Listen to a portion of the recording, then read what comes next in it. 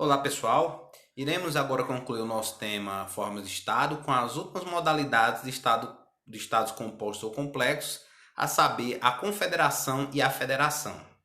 Começando pela confederação. Eu vou aqui rapidamente falar um pouco da experiência norte-americana, que foi de onde surgiram esses institutos, para a gente compreender como é que aconteceu isso, inclusive as características que a gente vai detalhar no slide posterior. Foi o seguinte, historicamente, os Estados Unidos, no período colonial, eram organizados em 13 colônias inglesas espalhadas ali, principalmente pelo litoral leste dos Estados Unidos. Então, de norte a sul, tinha assentamentos coloniais dos ingleses naquela região. Essas diversas colônias, elas, ao longo do tempo, até em virtude de uma distância relativa geográfica entre elas se desenvolveram de forma autônoma entre si. Cada uma, né, com suas administrações locais, cada uma com suas relações diretas diante da Inglaterra, né, e entre si também havia uma certa comunicação. Mas elas mantinham cada um seus governos locais, obviamente submetidos à Inglaterra.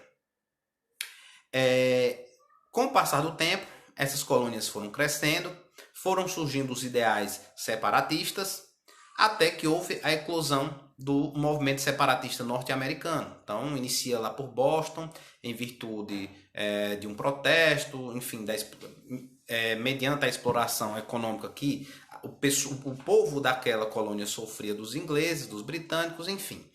Acontece uma série de protestos, aqueles protestos vão se espalhando entre as diversas colônias, até que as colônias, todas elas, acabam que defendendo que devem se desligar da Inglaterra e decretar suas respectivas independências.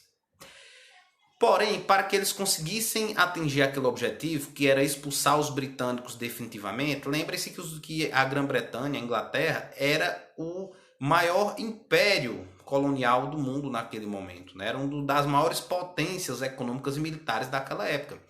Então, como é que eles iam conseguir expulsar se lutassem de forma isolada? Qual a solução? Eles decidiram, aquelas 13 ex-colônias, decretaram suas independências e decidiram se unir para juntos lutar contra a Grã-Bretanha e derrotar definitivamente os britânicos e, com isso, conseguirem, de fato, serem estados soberanos. Surgiu então uma primeira confederação. E o que seria essa confederação?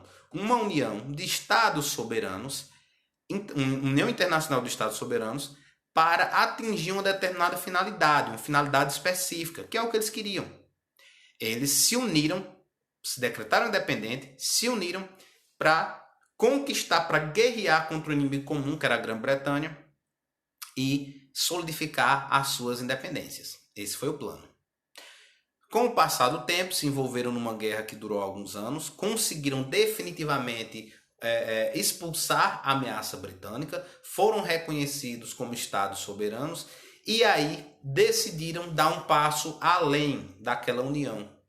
Poxa, nós fizemos uma confederação de estados, nós nos unimos para conquistar o inimigo comum, unimos forças, conseguimos atingir um objetivo inimaginável, que foi derrotar esse fortíssimo inimigo.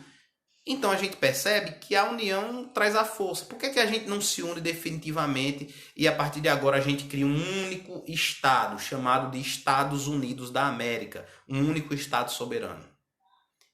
Então a maioria percebeu que isso seria uma boa ideia, uma boa alternativa, e resolveram criar esse único Estado soberano dos Estados Unidos da América. Daí se criou uma federação. Então, eles constituíam uma confederação, um aglomerado de estados soberanos e independentes entre si, que se unem através de um tratado para atingir um objetivo internacional em comum, que nesse caso foi vencer a guerra de independência contra os britânicos. Pronto. Quando se atinge o objetivo, o normal, o natural é que essa confederação ela se encerre, porque ela é uma ligação temporária. Porém, quando eles conseguem atingir a independência, eles resolvem estreitar ainda mais aquela ligação. E eles resolvem se transformar de uma confederação agora em uma federação. Quando eles optam por formar uma federação, eles abrem mão de suas independências no sentido de soberania. Cada uma das ex-colônias não são agora estados soberanos, mas sim são estados que compõem um único estado soberano, que são os Estados Unidos da América. Em contrapartida, eles mantêm a completa autonomia gerencial de suas regiões, de seus estados. Então, cada um continua a ter suas autonomias, porém, agora o ente soberano é só o único estado que são os Estados Unidos da América. Esse formato que eu estou contando para vocês é o formato de surgimento de uma federação chamada de federação centrípeta ou por agregação.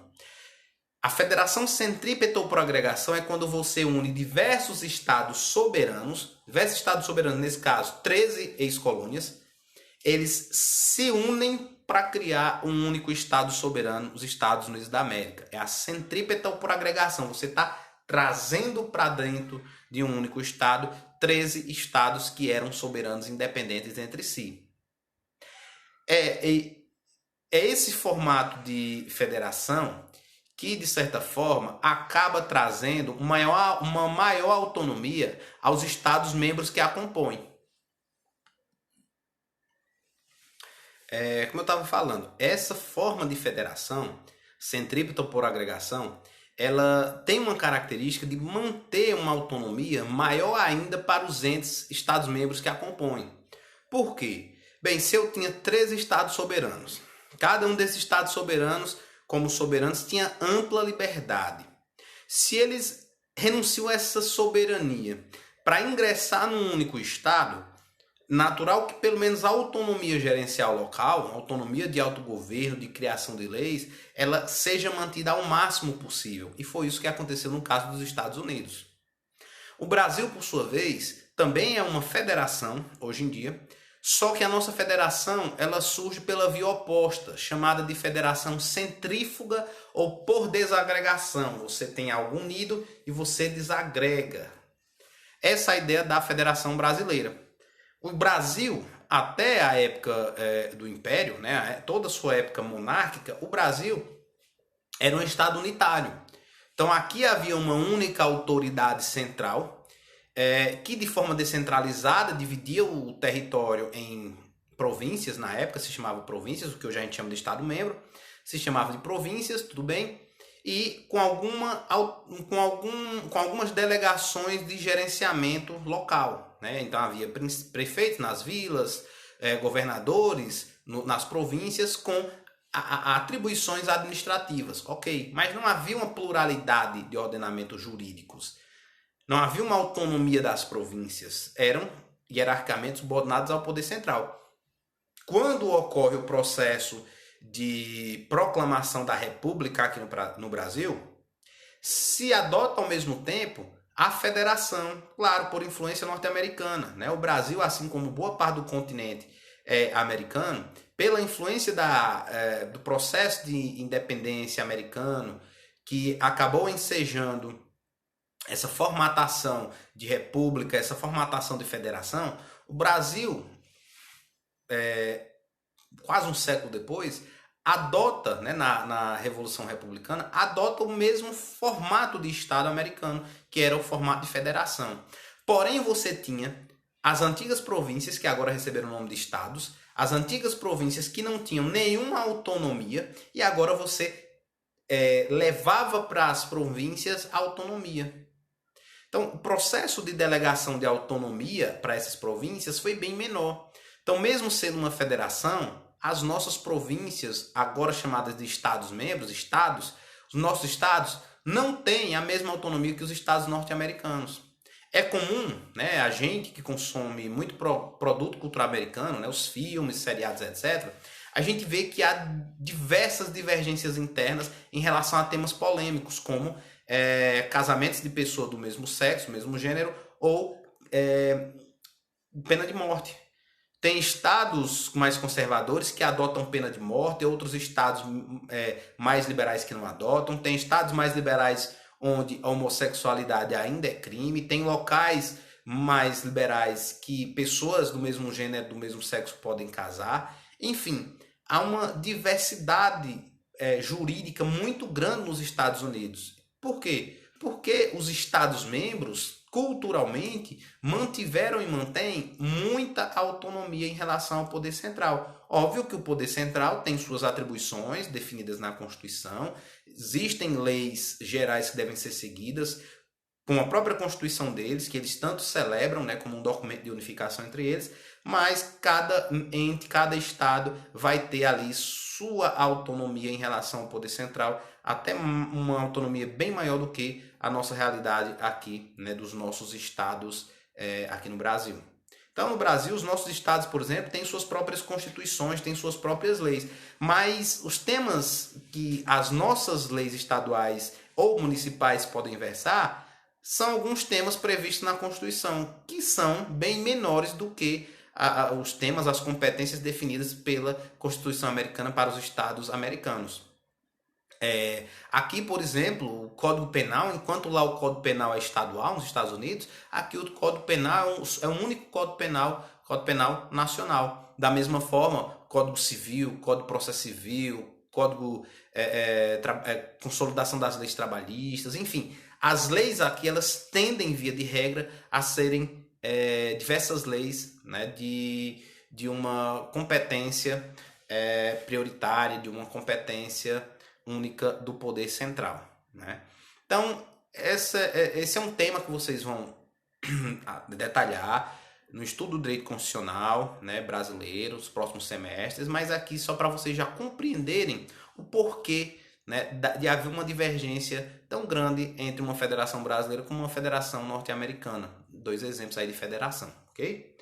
Prosseguindo, para a gente encerrar essa temática, a gente vai só trazer algumas diferenças mais específicas entre confederação e federação. A confederação é uma união de estados soberanos com uma determinada finalidade. Por isso, esses estados que são soberanos, estados internacionais, celebram entre si um contrato chamado de Tratado Internacional. Então, os estados que fazem parte de uma confederação formatam entre si um tratado internacional, onde cada um diz quais são suas obrigações e suas responsabilidades naquele instituto que estão criando.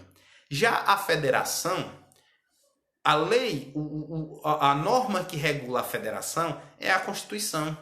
Os estados brasileiros constituem a Federação Brasileira porque assim foi determinado pela nossa Constituição. Então, o documento que nos norteia não é um tratado, e sim uma Constituição.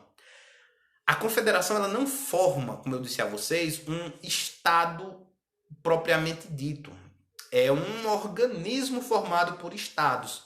É uma simples pessoa de direito internacional público, ou seja, um organismo internacional criado por diversos Estados. Já a Federação cria um único Estado soberano. A confederação tem como finalidades negócios externos, política externa. Então, olha o caso dessas 13 ex-colônias norte-americanas. O objetivo era guerrear contra a Grã-Bretanha e expulsar os britânicos de vez do território norte-americano. Olha a Confederação Brasil, Argentina e Uruguai na Guerra do Paraguai. O objetivo também era evitar a ameaça paraguaia e vencê-los na Guerra do Paraguai que se estabeleceu. Então, tem um determinado objetivo internacional e que eles vão congregar esforços para conseguirem atingir. Já a federação não é bem essa ideia, né? Qual a finalidade de uma federação? Bem, a finalidade é criar um Estado e com isso vai regular tanto a vida interna das pessoas como a vida internacional daquele ente. Na confederação, as unidades parciais que formam a confederação elas são Estados soberanos. Então, Brasil, Argentina e Uruguai, quando se uniram para guerrear contra o Paraguai, continuaram sendo Estados soberanos. É diferente de uma federação. Na federação, as unidades parciais que compõem a federação são autônomas. No nosso caso, a nossa federação é composta pelos Estados-membros e pelos municípios. Os estados e os municípios são as unidades que compõem a nossa federação e todos eles têm autonomia dentro das suas competências definidas na Constituição. Se tem autonomia, quer dizer que nenhum ente se submete ao outro. Exemplo bem claro do que a gente viu extremamente recente, como eu já comentei aqui, foram os trabalhos para lutar contra a crise do Covid-19, a pandemia pelo Covid-19. houve, em virtude desse princípio da autonomia, uma divergência muito grande de posicionamentos. Enquanto o governo federal pendia para o posicionamento de combater a crise através de um isolamento vertical, aquele isolamento só das populações de risco, os governos estaduais, em sua grande maioria, e muitos dos governos municipais, tenderam a combater a pandemia com isolamento horizontal, ou seja, isolamento de toda a sociedade. E nesse conflito aí, entre aspas, nesse conflito de posicionamentos, o STF se posicionou que cabe aos municípios e aos estados, sim, em seus respectivos territórios, poder disciplinar sobre essas regras de isolamento social. Então, não pode o governo federal simplesmente impor. Então, o governo federal ele não tem a atribuição, de acordo com a nossa Constituição, de impor um comportamento para esses entes, porque esses entes eles são autônomos. É essa a lógica de um princípio federativo, essa é a lógica de um Estado federal. Diferente, como eu já falei, do Estado unitário. Se fosse um Estado unitário, o governo central ele tem o poder de impor toda uma política como essa aos demais entes que fazem parte. Então, se fosse na Argentina essa espécie de conflito entre posicionamentos políticos.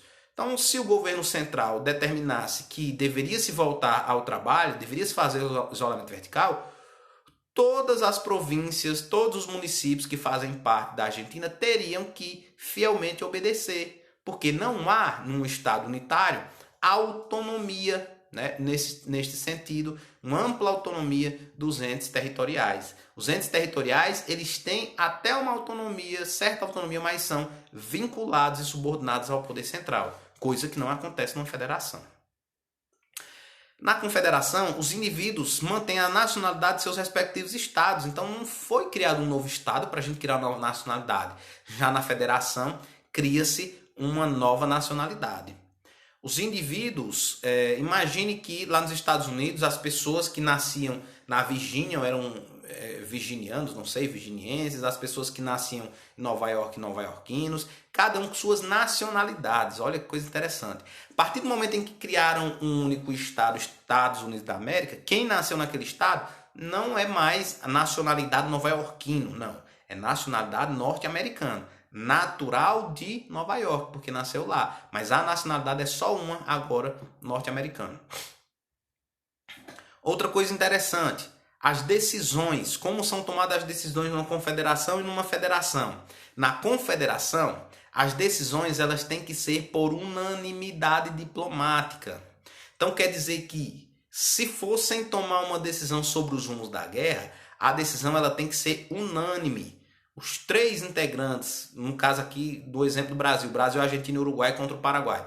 Os três integrantes da confederação têm que concordar com uma determinada decisão. Vamos tomar uma decisão para mudar os rumos da guerra assim, assim, assado. Os três têm que concordar, unânimes a decisão. Quando uma decisão ela é tomada por maioria, aquele que foi derrotado tem o direito de secessão. O que é o direito de secessão? É o direito de desligar-se.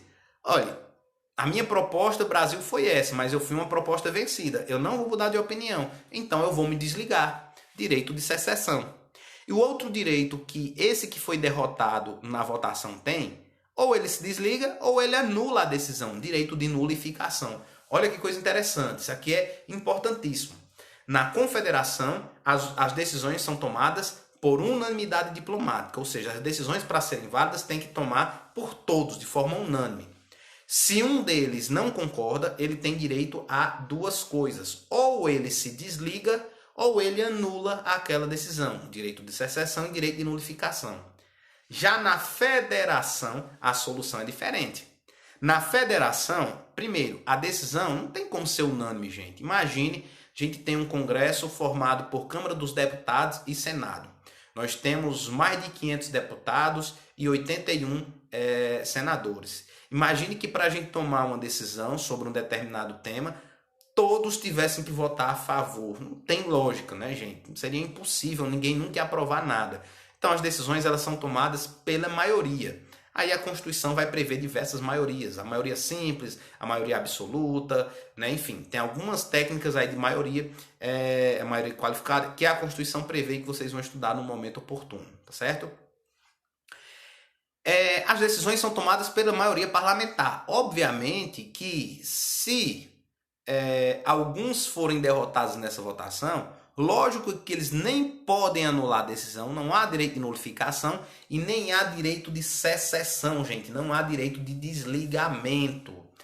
De alguns anos para cá, a gente tem vivido uma tensão política muito forte, né, no Brasil. Uma tensão política muito forte e só para dar um exemplo, costumeiramente há um conflito ideológico ou conflito político mais acentuado entre, por exemplo, de um lado regiões Nordeste e Norte e do outro lado regiões Sudeste, Sul e também Centro-Oeste. E aí, vez ou outra, de um lado ou de outro, a gente escuta uma pessoa extremista ou outra defendendo um direito de separação. Vamos separar o Nordeste do resto, vamos separar a região Sul do resto. Isso, inclusive, é crime. Movimentos separatistas numa federação, e aqui no nosso caso do Brasil, é crime, né?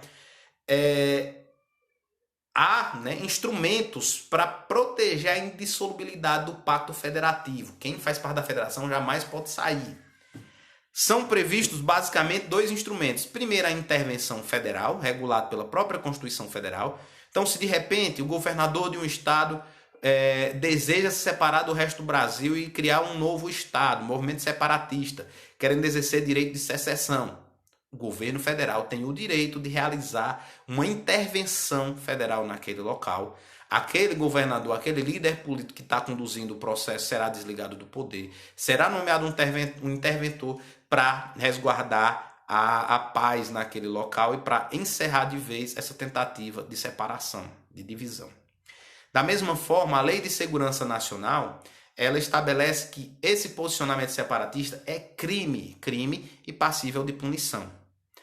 Então, né, a federação, a duras penas, e a gente fala em duras penas porque essa definição exata que não há direito de secessão na federação, ela foi construída mediante uma guerra civil gravíssima nos Estados Unidos. Durante anos, né, os civis dos Estados Unidos, Norte e Sul, se atacaram uma sangrenta guerra exatamente porque o Sul defendia o seu direito de se separar, já que não concordavam com a política abolicionista do Norte. O Norte, por sua vez, defendia que a federação jamais pode se desligar.